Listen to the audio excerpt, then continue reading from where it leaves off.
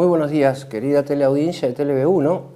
Otra vez nos encontramos en la pantalla de TLV1 para tratar asuntos que tienen que ver con nuestra actualidad, pero desde un punto de vista filosófico, político. Está de moda, y lo vemos viendo en las últimas horas, el lenguaje de los académicos, aunque a veces no parece ser el más apropiado para dirigirse a una audiencia amplia. Hemos tenido ayer la exposición del presidente de la República en el Luna Park, en lo que ha constituido el motivo de sus mayores elogios, el lenguaje académico que poca gente entendía.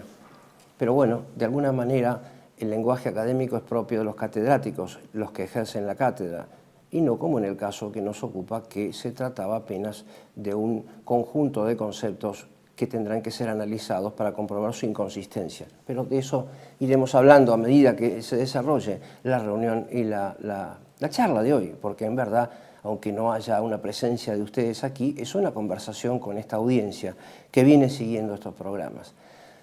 De alguna manera me he propuesto hoy justamente examinar el proceso de la globalización desde un punto de vista un poco más amplio que el de su dimensión puramente tecnológica.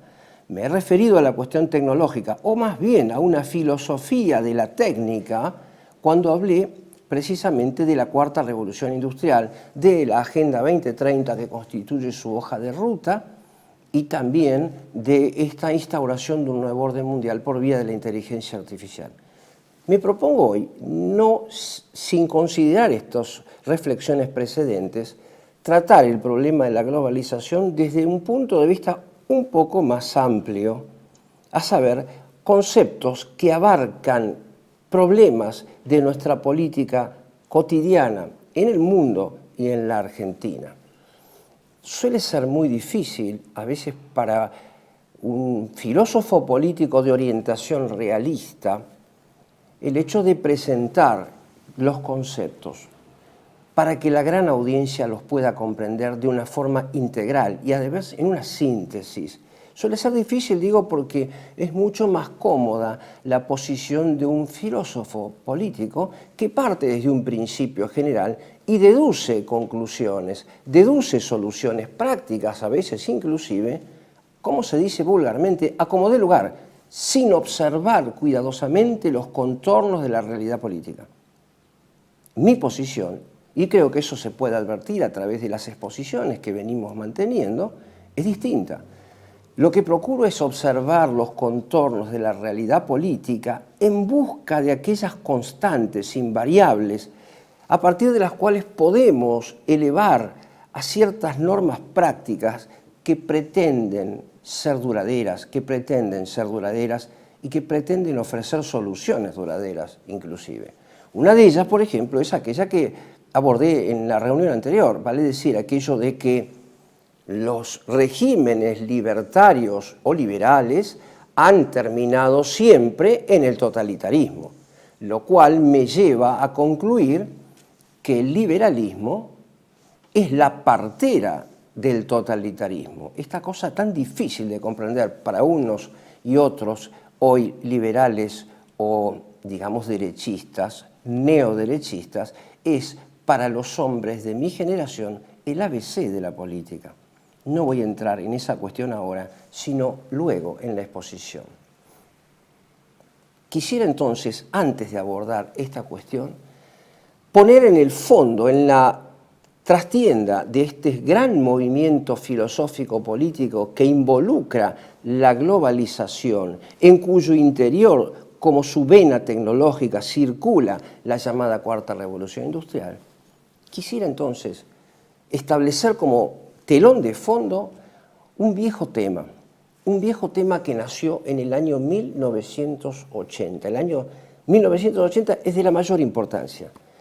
El año 1980 marca el comienzo en Alemania, cuanto menos, según tengo conocimiento, de los tratamientos éticos y filosóficos y también políticos respecto de la posibilidad de la manipulación genética. ¿Cuáles son los límites que tenía que tener la medicina y el arte médica para penetrar incluso en la génesis de la persona humana?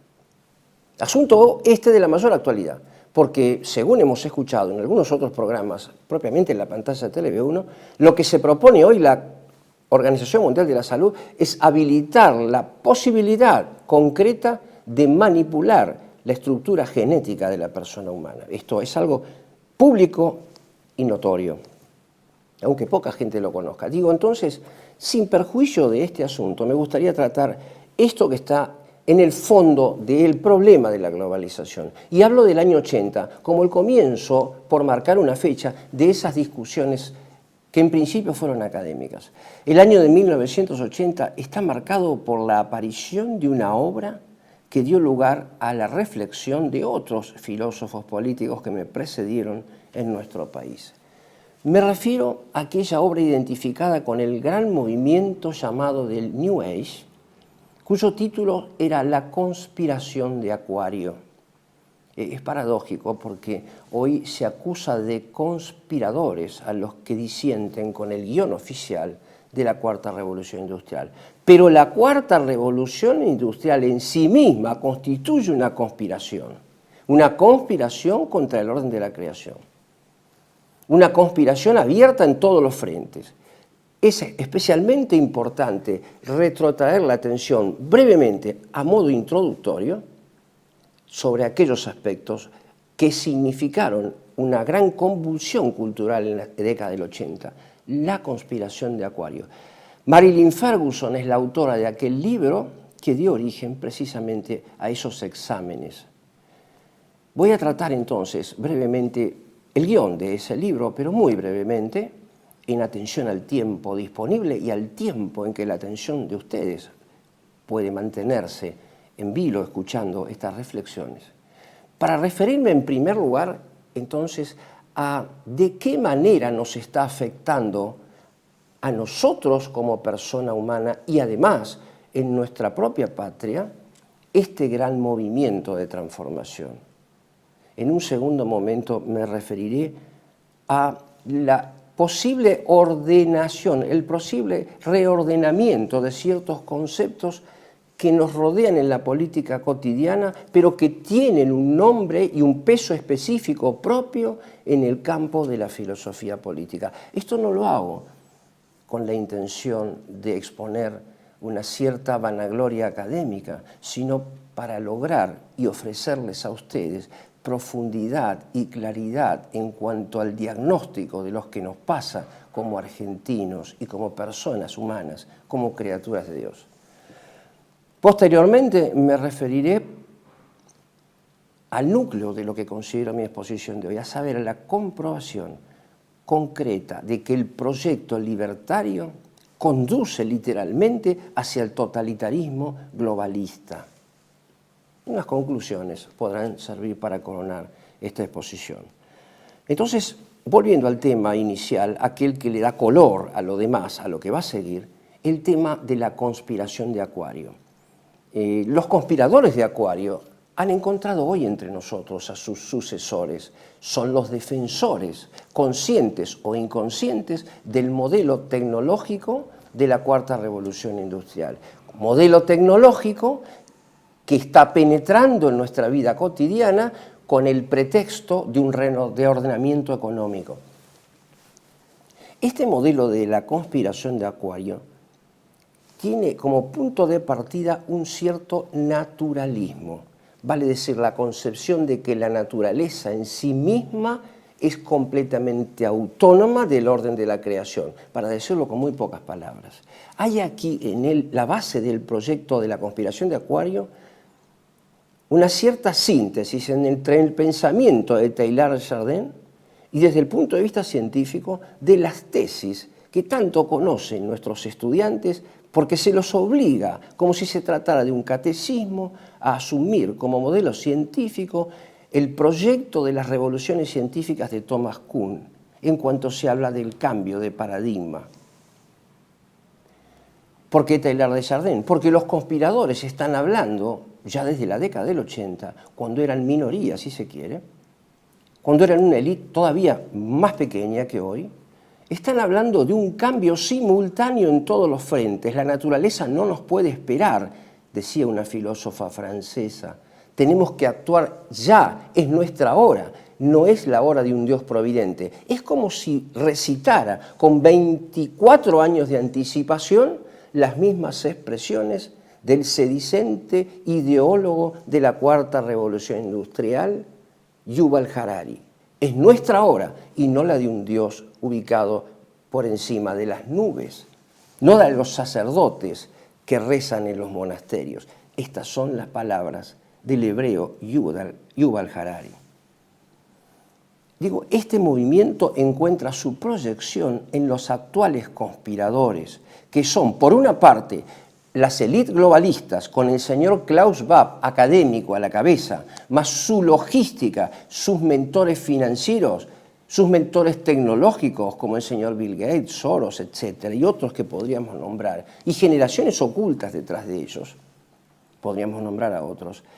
Todo, digo, este movimiento se comprende mucho mejor si se entiende y se lee y se vuelve sobre aquellas páginas de la llamada conspiración de Acuario. Estos son los ejecutores, son los continuadores. Pero habrá que demostrarlo y abrir la puerta para que ustedes mismos, mediante alguna lectura de estas obras, puedan convencerse por sí mismos. La pregunta es ahora, ¿cuál es el mejor motivo para examinar este asunto? Y me ha parecido que el mejor motivo podría ser tomado de esa obra señera del pensamiento que fue la Guerra del Peloponeso. La Guerra del Peloponeso, que comienza en Tucídides y fue retomada por Max Weber, por Leo Strauss en el siglo XX y por Karl Popper también, quien ofrece interesantísimas reflexiones para abonar los argumentos de esta cuarta revolución industrial. Propone la confrontación más allá de la cuestión histórica entre Esparta y Grecia, propone más bien la confrontación entre dos grandes modelos. El primero de ellos es el modelo del capitalismo, del liberalismo, el que nosotros conocemos hoy en sus orígenes, ese modelo abierto a la moral del costo-beneficio, ese modelo abierto a la liquidación de todos los grandes conceptos de la fe sobrenatural, frente a la virtud política por excelencia que representaban los espartanos. Digo, entonces, no voy a entrar en mérito de la cuestión y del capítulo propio de la historia, sino que me quedo con la confrontación conceptual que significa la Guerra del Peloponeso. Pero ¿estamos nosotros viviendo realmente esto? Sí, sin ningún lugar a dudas. Merece la pena, no ha sido en vano rescatar ese motivo de reflexión, ni por Klaus Schwab, ni por el mismo Leo Strauss, ni tampoco por Karl Popper. No ha sido inocente la recapitulación de ese gran problema, esa gran guerra. ¿Existe entre nosotros una gran guerra? Absolutamente sí, absolutamente sí. ¿Y de qué manera visualizamos esta gran guerra? En cuanto personas, sustancias tal cual somos, compuestas de espíritu y de materia, sustancias individuales de naturaleza racional, criaturas de Dios, emplazadas entre el tiempo y la eternidad, nos encontramos como blanco precisamente de esa gran guerra, la Guerra del Peloponeso, que lleva adelante en nuestros días la élite globalista con el título tecnológico y económico de Cuarta Revolución Industrial. Se trata de una guerra orientada como aquella a destruir, a destronar de nuestro horizonte conceptual y espiritual la única religión sobrenatural verdadera. Y cuando hablo así, no me apoyo en un acto de voluntad, sino expresamente en una afirmación que ofrece Santo Tomás de Aquino en su Suma contra Gentiles.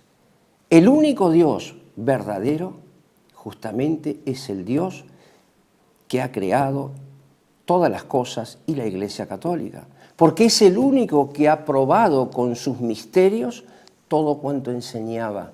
Ninguno de los otros dioses de hechura humana ha constituido ni ha realizado ningún milagro. Por eso hablo de religión verdadera. En ese sentido, entonces, la gran confrontación, la gran guerra, está desarrollándose en el mundo con el título de globalización, con el título más específico de Cuarta Revolución Industrial. y con una agenda, la llamada Agenda 2030. Se está desarrollando y va dirigida a destronar el orden de la creación, pero también su enemigo, su defensor, digo, el defensor del orden de la creación, que es el hombre católico de rigurosa observancia en el plano moral, en el plano político y en el de la fe sobrenatural. Ese es el enemigo, no dicho por mí, sino expresamente por Klaus Schwab en su libro La Cuarta Revolución Industrial. Él mismo lo dice. Digo, entonces, ¿en qué medida esto nos afecta a los argentinos? Absolutamente. Porque poseemos en este momento un ejecutor fiel de ese programa. Mal que le pesen sus dichos, poseemos entonces a la cabeza del Poder Ejecutivo Nacional al señor Javier Milei, que es un ejecutor puntual del proyecto de la Cuarta Revolución Industrial, orientado como aquel a destruir la dimensión sobrenatural de la política y de la moral, e incluso de la propia persona humana. ¿De qué manera podemos visualizar esto en el caso propio de la Argentina? Bastaría simplemente con mencionar los grandes ejes del proyecto que lleva el título Bases y puntos de partida para la libertad de los argentinos. Habré de referirme a este concepto en 2 o 3 oportunidades más, según progresa la exposición. Bastaría nombrar dentro de él la famosa incentivación de los grandes inversores, el régimen de incentivos para los grandes inversores, que no abre la puerta apenas a las carencias económicas de los más débiles, sino que prepara el terreno apropiado desde el punto de vista de la economía para que se ejecute el modelo concreto de la Cuarta Revolución Industrial, que implica, ante todo, en sede económico-política, la desaparición del Estado-Nación, y me refiero en concreto ahora a la desaparición del Estado argentino y de la nación argentina en particular. No se cansa el presidente, y lo ha dicho en reiteradas oportunidades, la patria no es el suelo, sino el lugar donde se produce la ganancia, donde se satisface la codicia, ese pecado enorme asociado a los pecados capitales de la envidia y de la soberbia. Ese es el paradigma que enarbola desde el primer día, desde las escalinatas del Congreso en el día de la puesta en funciones, el presidente Javier Milei. ¿De qué modo, entonces? Mediante la articulación de esta ley, por la que nadie reclama, sino meramente en aspectos puramente marginales, circunstanciales, pero no en los esenciales. Una política económica que abre la puerta a las grandes inversiones, librándolas de las imposiciones debidas por la retribución fiscal justa para promover políticas al servicio del bien común, y además que abre las puertas también para la liquidación del patrimonio nacional.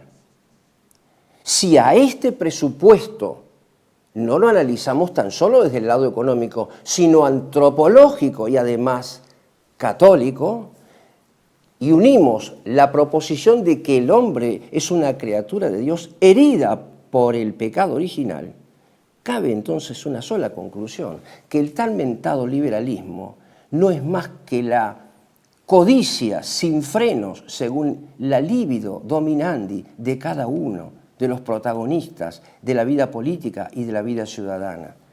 Entonces, librar al azar la penetración de estos capitales, de estos fuertes capitales internacionales, no es otra cosa, como alguien dijo, que abrir las puertas del gallinero para que el zorro disponga a voluntad de las gallinas.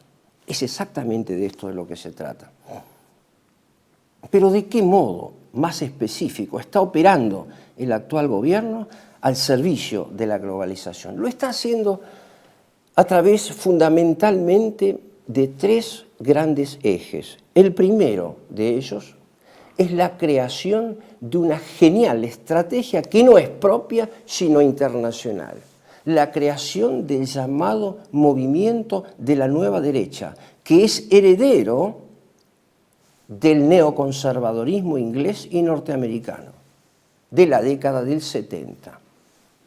Así ha tenido lugar el nacimiento de una cantidad considerable hoy de nuevos jóvenes idealistas que son, como lo diré más adelante también, católicos en cuanto a la profesión de su fe, liberales en cuanto a su moral, capitalistas en cuanto a sus convicciones económicas y aún defensores de la familia y de grandes conceptos tomados y vaciados de la fe católica y de la doctrina social de la Iglesia, que desconocen fundamentalmente.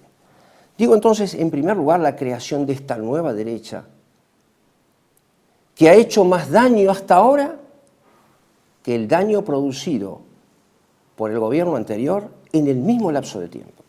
Ha confundido exactamente todos los sectores de la sociedad y los ha enfrentado.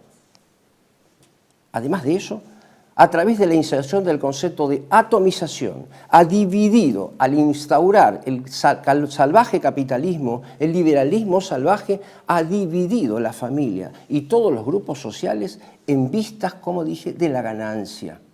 Y por último, como resultado de lo que vengo diciendo, considerando los presupuestos del pecado original, ha instaurado la misma situación de partida que está presente en el Leviatán de Hobbes, a saber, el estado de guerra de todos contra todos detrás de la ganancia, el estado de concurrencia salvaje de los unos contra los otros.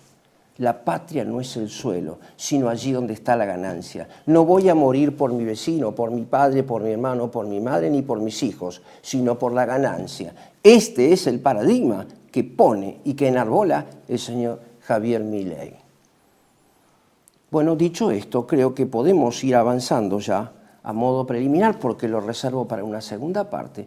Esa tentativa de sistematizar los conceptos de la vida cotidiana, de nuestro quehacer político, dentro de categorías filosóficas políticas, que son las que anuncié al comienzo. Me refiero a los conceptos de universalismo político y de comunitarianismo político. Ya lo he tratado en otras oportunidades, pero veamos ahora de qué manera recogemos en la praxis cotidiana elementos de juicio para encasillarlos ahí dentro. Nosotros vemos una cierta oposición, por lo menos en el guión publicitario de la propaganda política también, entre derechas e izquierdas. Eso es absolutamente falso, lo he dicho muchas veces. Como también es falsa la oposición entre la gestión anterior de gobierno y esta actual. Si la gestión anterior estaba animada por lo que se ha dado en llamar el populismo y el neomarxismo que lo sostiene, con el título de socialismo del siglo XXI, y si a esto se le ha opuesto esta nueva derecha, que es fundamentalmente liberal, libertaria y universalista, como digo, porque no hay patria, sino apenas sujeción, cuanto menos a la materia pura, a la ganancia, entonces esa oposición es falsa. Voy a tratar en la segunda parte, entonces, acerca de los conceptos de comunitarismo y de libertarianismo, para comprobar de qué manera en verdad se trata de dos fases del mismo proceso. El libertarianismo que defiende el actual gobierno contiene su momento comunitario y acaba en un totalitarismo tecnológico, que es el defendido precisamente por el globalismo en su dimensión, reitero, tecnológica, propuesta por la Cuarta Revolución Industrial. ¿Qué es entonces este comunitarianismo? Este comunitarianismo requiere ante todo de alguna precisión terminológica para después categorizar sus tipos. Digo, un esclarecimiento apenas lingüístico, apenas de nombre, porque es equívoco, es engañoso el concepto de comunitarianismo. La idea de comunitarianismo refiere a primera vista al concepto de comunidad política que encontramos en aquella unidad espiritual de principios y de fines entre personas espirituales orientadas por un bien común político objetivo. Su paradigma por excelencia está descrito, está delineado en el primer libro de la Política de Aristóteles. Pero aquí no se trata, cuando me refiero al comunitarianismo, no me refiero en este caso, al modelo de la política de Aristóteles, al menos en sus dos primeras clasificaciones, sino que me refiero a otra cosa, a la primera significación etimológica de esta palabra. Esto hace referencia a un agregado social, pero no a una comunidad. Y la primera acepción del concepto de agregación es la de unir una grey y grex en el sentido de ganado, en el sentido de aquello que dice bien el presidente Milei: he venido a despertar leones, no a conducir ovejas. Bueno, las dos cosas son exactamente igual, a saber, a dirigir animales irracionales. Bueno, a eso quisiera poner frente a mi descripción de los modelos comunitaristas. Hay entonces una corrección necesaria en el plano semántico, si se quiere, en primer lugar. Me voy a referir después a los tipos de comunitarianismo. Un comunitarianismo marxista, un comunitarianismo liberal que identifico con la llamada nueva derecha, defendida por los jóvenes idealistas del siglo XXI, y al auténtico comunitarianismo, que es el que defiendo y que se orienta y que se complementa con un universalismo auténticamente católico. Para decirlo en pocas palabras, esa unión entre comunitarianismo basado en el modelo metafísico y político del primer libro de Aristóteles en su Política y el universalianismo se podría expresar con la frase el reinado social de Jesucristo. Les propongo entonces una breve pausa para poder abordar estos conceptos y finalmente el concepto de universalismo asociado con el del libertarianismo. TLV1 se complace en anunciar que estará transmitiendo en su canal TLV1 Clips valiosos programas emitidos antes de la censura sufrida. El lienzo prohibido, el revés del derecho, combates por nuestra historia, disenso, historias de Malvinas, entre otros que podrán encontrar en este enlace.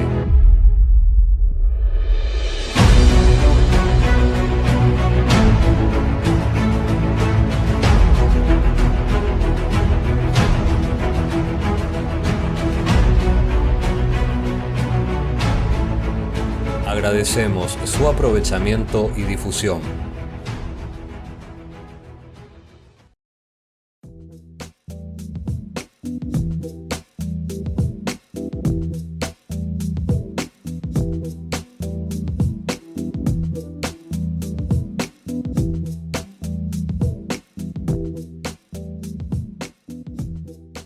Decir siempre la verdad primero tiene un precio.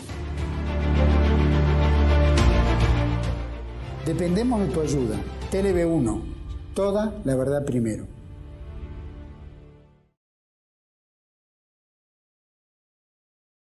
Retomamos entonces el hilo de la exposición que dejamos abierto, que dejamos trazado antes de la pausa, no sin aclarar que a la dificultad que implica comprender estos conceptos se debe sumar la intromisión por parte del actual gobierno de una narrativa engañosa. ¿Qué quiero decir con esto de una narrativa engañosa? A ver, una narrativa es algo que nosotros narramos como resultado de determinadas convicciones o de una apreciación de un estado de cosas en la realidad. Pero hay que comprender que el concepto de narrativa en la perspectiva de la Cuarta Revolución Industrial, impulsada por Klaus Schwab, es exactamente lo contrario. Una narrativa no refleja un estado de cosas, sino que constituye la condición para la generación de un estado de cosas. Hay aquí un claro naturalismo, pero también un nominalismo. El nombre pensado por la persona genera una realidad, con lo cual se produce una completa inversión metafísica del problema lingüístico. Esa narrativa es falsa en el sentido de que el actual presidente, y lo ha dicho ayer en el Luna Park, un monumento a la narrativa, un monumento a la hipocresía, lo ha dicho exactamente ayer en el Luna Park. El gobierno argentino no va a adherir a la Agenda 2030, pero cualquier observador puede recurrir a Internet y en pocos minutos descubrir el folleto ilustrado elaborado por este propio gobierno en favor de la propaganda de la Agenda 2030. He dicho en otras oportunidades que también el primer decreto 70 de 2023 confirma absolutamente todos los puntos y los ideales de sustentabilidad que defiende la Agenda 2030. Es una narrativa engañosa. Se habla de la defensa de la vida, de la defensa de su posibilidad de suprimir la ley del aborto, pero se ataca a la vida humana en todos sus sectores a través de técnicas de alta elaboración y de última generación para cambiar el paradigma de la persona humana. Esto es tanto el núcleo duro de la llamada conspiración de Acuario como la quinta esencia de la cuarta revolución industrial. Solo una aclaración introductoria. Me refiero ahora a cuáles son los conceptos, cuáles son las vertientes del comunitarianismo, con la idea de demostrarles que el comunitarianismo es una fase de un mismo proceso que conduce hacia el totalitarismo, pero que también está presente en el actual proyecto libertario que estamos analizando. Existe, en primer lugar, un llamado comunitarianismo marxista. ¿Qué quiero decir con esto? Me hice un tiempo para atender algunas sugerencias de amigos, colaboradores que me acercan informaciones de la vida práctica, de la vida contingente, de la vida cotidiana. Encuentro entre una de ellas una información de Infobae en el día de hoy, donde se pone como paradigma la ciudad de Auroville, en la India. Una ciudad pequeña donde no existe el dinero, una ciudad pequeña donde no existe la propiedad privada, donde el dinero no existe porque contagia, donde no existe la propiedad privada porque hace falta, como lo dijo ayer el señor presidente en el Luna Park, corregir las asimetrías económicas por medio de la inteligencia artificial. Dicho entre líneas, esto a saber, recurrir a la asignación universal única a través del dinero en la nube. Esta misma expresión fue la que puso de manifiesto nada más ni nada menos que el oponente en la contienda electoral, que fue Sergio Massa, cuando dio la bienvenida al proyecto de la inteligencia artificial en la Argentina. El presidente Milei está retomando exactamente el mismo guión de su oponente en la contienda electoral, en este aspecto. Digo entonces, un comunitarianismo de base marxista, que pone su énfasis en el todo comunitario, como dije, del agregado social, en verdad, que pone su acento allí en la noción de clase o en la noción de ciertos colectivos, como por ejemplo el caso de la comunidad LGTB podría ser. Acá no estoy analizando ese puntual asunto en concreto, sino el título, el nombre que se le da a ciertos colectivos. Por ejemplo, la familia también, el municipio, pero con una concepción completamente diferente, a saber, en el sentido de la propuesta de Amitai Etzioni, un paradigma del comunitarianismo marxista, un señor que vino a militar desde Alemania en Israel al servicio del sionismo y generó aquel modelo de organización rural urbanístico que se conoce con el nombre de kibutz. Es exactamente de eso de lo que se nos está hablando en el caso del comunitarianismo marxista y que yo identifico con el caso concreto de las ciudades de 15 minutos propuesta por el señor Carlos Moreno, que trabaja hoy exactamente con el intendente de la ciudad de Buenos Aires para planear subrepticiamente en distintos rincones de la capital federal y también en el país con otras autoridades, por ejemplo en Bariloche, el modelo de las ciudades inteligentes. San Isidro es un proceso en ejecución. Digo entonces esta concepción marxista del comunitarianismo. La segunda es una concepción de tipo liberal, libertaria. El libertarianismo tiene su representación comunitaria también. ¿Qué es esto? Por definición, el comunitarianismo es un concepto que nació en la década del 80 en Canadá y Estados Unidos como opuesto al fracaso del modelo liberal impuesto por Reagan, por ejemplo, y por Margaret Thatcher, que es referente del presidente Milei. Este libertarianismo ya fracasó, dio origen a un debate que permitió subrayar la noción dialécticamente contraria del comunitarianismo, marxista, como dije. Pero hay aquí un invento genial, como lo dije al principio, como lo dije en la primera parte, el de un comunitarianismo libertario, pero teñido de ese gran movimiento heredero del neoconservadorismo, que es la nueva derecha. Se defienden conceptos tales como la familia, se defienden conceptos tales como, por ejemplo, la virtud, pero procediendo a una reinterpretación de esos grandes conceptos en Aristóteles a la luz del liberalismo, por ejemplo, de John Locke. La virtud no es más virtud política para el libertarianismo ni para la nueva derecha. La virtud política se ha reducido ahora a la virtud personal de la meritocracia, y esa meritocracia está teñida por el economicismo. Es más meritorio al que mejor sabe obtener la ganancia. Esto, los televidentes lo encuentran expresamente dicho en la Ética de John Locke, que es el padre del capitalismo moderno. Entonces, se trata de una narrativa también engañosa.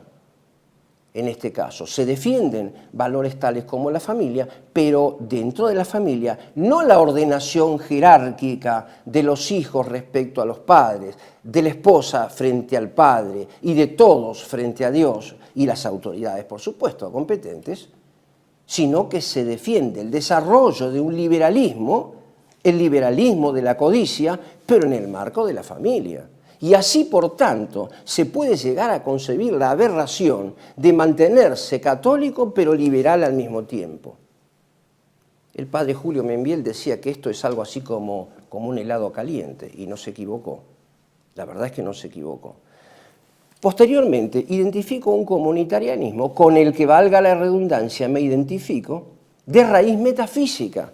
Digo, la metafísica de la persona humana. El hombre tridimensional, el hombre que es religioso, que es racional y político por naturaleza, aquel que se ordena naturalmente hacia la mujer como sexo opuesto, aquel que pretende dejar detrás de sí a los hijos como herederos suyos y todos juntos generando una comunidad de principios y de fines al calor de esa moralidad que nace como conjunción armónica entre la herencia de los mayores, los mandamientos de la ley de Dios, las enseñanzas de la Iglesia Católica, precisamente, y la buena costumbre, que es el producto de lo que se da en el suelo, con el clima y los paisajes de nuestra tierra, en una palabra, de la patria. Todo eso coronado no por aquel nivel de síntesis tecnológico que es la inteligencia artificial, sino por el reinado concreto de Jesucristo en las cosas políticas. A ese comunitarismo universalista es al que me refiero como alternativa plausible frente a los falsos comunitarismos, liberal de la nueva derecha y marxista de la izquierda radical, o de la resolución libertaria como marxismo, que es exactamente lo mismo. Habremos de desarrollar ahora la contrapartida, el concepto de universalismo. El universalismo es un concepto nacido, tomado de la obra de Immanuel Kant, de dos lugares. En primer lugar, de aquel presupuesto de su metafísica de las costumbres. Haz como si la norma de tu conducta debiera valer como conducta universal. Bueno, yo pienso en la norma de mi propia conducta y hago de cuenta que esto vale para todos. Es algo así como buscar en el yo personal, en la cerrazón del yo personal, de la conciencia individual, una norma con pretensiones de universalidad. Es algo así como elevar a la categoría de universal el más radical subjetivismo, dicho en palabras sencillas. Pero de otro principio de la obra de Kant, que está tomado ahora de su tratado, digamos, político por excelencia, que podría ser el Tratado de la Paz Perpetua, donde Kant recoge el modelo de Lucrecio tomado de Epicuro, a saber, la concepción atomista de la sociedad. No es el hombre que se ordena, según dije, a la familia, a Dios, a la patria, sino es el hombre atómico, el hombre átomo, totalmente individualista y desligado en la dimensión horizontal y en la dimensión vertical. A ese hombre, precisamente, apunta este concepto.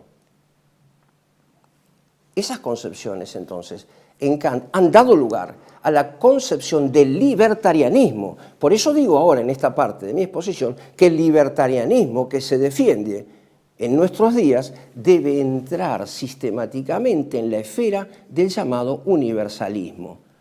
De tal manera que el universalismo kantiano comprende al libertarianismo y que el comunitarismo comprende a su supuesto contrincante, que es el marxismo totalitario, ¿no? Escuchaba ayer en la exposición del presidente en el Luna Park, casi sobre el final, tenemos que triunfar sobre el socialismo con la opción de la nueva derecha, con la derecha libertaria. Justamente, ¿no? Esto es de lo que se trata, es que una cosa es la consecuencia de la otra y la otra consecuencia de la una. Necesariamente esta ordenación libertaria abrirá las puertas al regreso del totalitarismo, pero es el resultado del totalitarismo. Es un movimiento circular, inmanente, irreversible, cuya única salida consiste en la rehabilitación de ese comunitarismo católico al que hice referencia hace pocos minutos. ¿Cómo podemos comprobar esto en la realidad concreta? Pero creo que la comprobación es sorprendente. Es sorprendente y no podíamos dejar de incluirla en la exposición de hoy. Yo venía preparando un poco este esquema mental, este borrador intelectual de lo que iba a conversar con ustedes. Y bueno, debí escuchar en la totalidad el discurso del presidente y en verdad no cambió muchas cosas. Es como que no cambió mi esquema de exposición, sino que lo subrayó en determinados asuntos. ¿A qué me refiero con esto? Quiero decir que ayer el presidente presentó un libro que se llama, no importa el nombre, capitalismo, etcétera, socialismo, etcétera. Lo que quiero subrayar son dos cosas. El motivo de la ilustración de tapa y el subtítulo. El motivo de la ilustración de tapa es sorprendente. Arriba, en la parte superior, está la ciudad de Singapur, que contiene el momento comunitario marxista y el universalismo kantiano. Vale decir, la síntesis entre el libertarianismo y el comunitarismo, entre el libertarianismo y el totalitarismo. El modelo que se nos propone no es una economía floreciente, sino de una ciudad inteligente, que es precisamente el proyecto de ciudad de 15 minutos que está floreciendo silenciosamente por todos lados. Esos son los conspiradores de Acuario de la hora actual. A esos son los que estoy denunciando ahora en concreto. Y el subtítulo, desde la economía a la política, eso, mal que le pese al presidente, es una declaración de fe marxista, porque la política no emerge de la economía, sino la economía de la política. La política es un arte sapiencial, es una ciencia práctica a la que sirve el arte económico, pero no es que de la economía surge la política. La peor desgracia que le pudo ocurrir a nuestra patria es la de tener como castigo a sus desavenencias, a sus encuentros y desencuentros, un presidente rigurosamente tecnócrata y economicista. Es el peor castigo que están recibiendo los argentinos. Por último, quisiera hacer referencia, como síntesis de lo que venimos hablando, a algo que es sorprendente, no apenas el título, sino en la exposición también del presidente, que insiste en fustigar también con sus acólitos, supuestos intelectuales que lo rodean y asesoran, que la justicia social es una aberración. Ya me refería a eso. La justicia social es la llamada justicia distributiva, que es una dimensión de un todo virtual, un todo potestativo del concepto de justicia. Es una también confesión de parte en el sentido de una cierta ignorancia ético-política.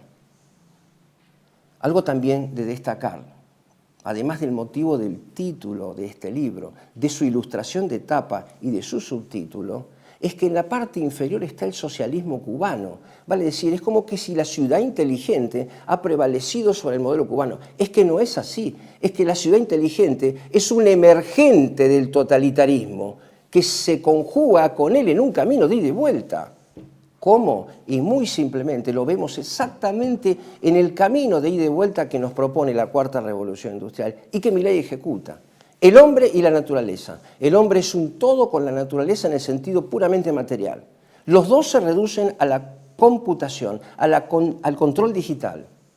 Pero ese hombre, de alguna manera modificado tecnológicamente, es generador de nuevos comportamientos, de una nueva vida moral, de una nueva vida social, de una nueva vida espiritual, que no existe más, sino apenas una introspección, como digo, radical sobre su propia conciencia, o lo que queda de ella. Más bien, el hombre es concebido luego de ese camino de ida y vuelta como un manojo de instintos, víctima de lo que se ha dado en llamar la cultura de la inmediatez o la dictadura de la urgencia. El actual gobierno promueve exactamente el proyecto de la globalización en el sentido de un universalismo comunitario inmanentista, radicalmente ateo, precisamente a través de su andamiaje jurídico, que es la Ley Bases y Puntos de Partida para la Libertad de los Argentinos. ¿Por qué? Porque pone a la libertad como fin, cuando la libertad es un medio para alcanzar un fin. No poseo la libertad de conducir sin saber hacia dónde voy. Es que la libertad de conducir tiene sentido en la medida que sepa hacia dónde voy con el vehículo. Por una parte eso. Pero por la otra parte, mediante la incentivación de la instalación y de la liquidación de los recursos renovables y no renovables, abre las puertas no apenas a la llegada ingenua de capitales que irán a producir riquezas, tomando aquel motivo alberdiano, sino a la instalación de esa síntesis superior de la ciudad inteligente, la ciudad gobernada por el totalitarismo que se esconde detrás de la inteligencia artificial, con la llegada del proyecto del señor Elon Musk. Podríamos cerrar con una reflexión que creo que también es sorprendente, que es todo un símbolo, que es todo una simbología. Saben ustedes que se venía preparando en estos días la coronación de este proceso legislativo en principio, pero que responde a una imposición del globalismo, la Ley Bases y Puntos de Partida, con el llamado Pacto de Mayo. Pero el Pacto de Mayo va a ser precedido por una vigilia cultural, donde van a participar actores de la cultura hasta que llegue triunfante el presidente de la República a la ciudad de Córdoba. El título de esa velada cultural es Davos en invierno. Davos en invierno, vale decir, se nos propone la ejecución del paradigma del Foro Económico de Davos, de esa aberración jamás vista en la historia de la creación, en el gobierno actual de Javier Milei. Puede ser dura la descripción de la realidad, puede ser muy cruda, pero vuelvo a decir lo que dije hace un rato. Hay una única alternativa, la restauración sin recortes, sin mengua alguna, del reinado político y moral de Jesucristo. Si los pastores de la Iglesia no son útiles para esto, pues habrá que desobedecer a los pastores de la Iglesia y obedecer a la tradición que conocemos por el sentido común y por el sentido de la fe recibido en el bautismo. Muchísimas gracias por su atención y Dios mediante nos volvemos a encontrar en otra entrega dentro de 15 días.